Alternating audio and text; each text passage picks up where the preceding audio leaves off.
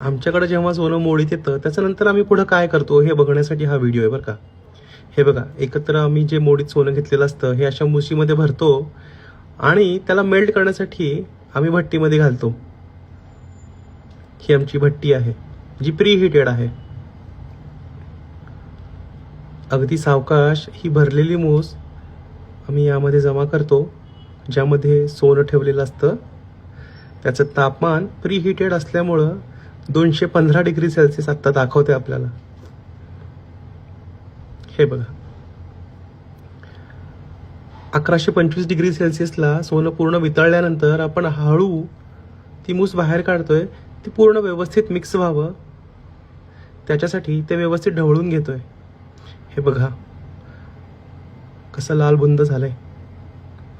हळूहळू सोनं सेटल होतंय खाली.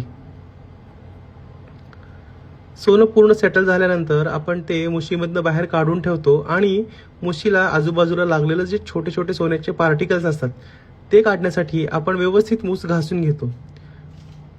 नीट बघा, हे काळे झालेलं सोनंच आहे बरं का. हेच आहे ते सोनं सेटल झालेलं. आता जादू दाखवू तुम्हाला. हे बघा,